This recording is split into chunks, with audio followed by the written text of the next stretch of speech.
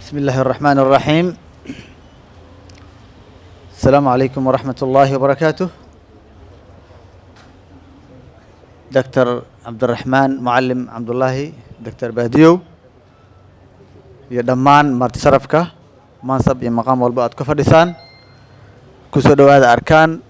leadership and innovation hub وحان أدو فرحسنا عاون ومرتنو وياه برنامجك ويا عرق دكتور ويا عرقه رقعداه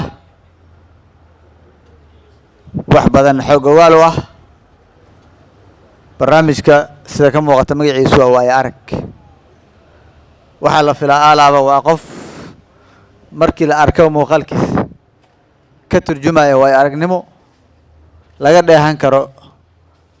khibradda iyo way aragnimada uu leeyahay waxaan uga mahadcelinaynaa si gaar ah Dr. Cabdiraxmaan Baadiyo oo nagu sharfay oo naga aqbalay inuu caawo barnaamijka uu marti noogu noqdo way aragnimadiisa iyo khibraddiisana uu la wadaago bulshada Soomaaliyeed gaar ahaan dhalinyarada arkaan waxa halkii u dhig u ah ama slogan u ah bridging the gap maadaama ay jiraan dad expertise khubara ah aqoontii leh aragtidii leh fahankii leh sidoo kale ay jiraan jiil soo koraayo soo kobcaya waa inay jirto madal ama meel kulmin karta si ay u kala faa'iideystaan odayaasha iyo way aragnimadoodana khibradoodina odayaashu ay dhaxal reeb ama ay aragti u la wadaagaan una noqoto dhalinyarada dhaxal ay ka heleen odayaasha arkaan waa xarun u taagan horumarinta dadka iyo institutionska ama macaahidda arkaan waxay dhistaa xarumaha haddii ahaan lahaayeen kuwa private ah kuwa ganacsiyada waaweyn kuwa yaryar haddii ahaan lahaayeen xarumaha dawliga kuwa ka shaqeeya waxbarashada kuwa ka shaqeeya caafimaadka dhammaan qaybaha kala duwan ee xarumaha u adeega bulshada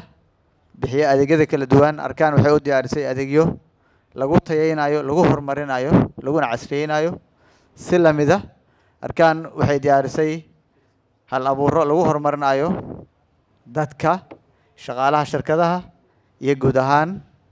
dhalinyarada Soomaaliyeed arkaan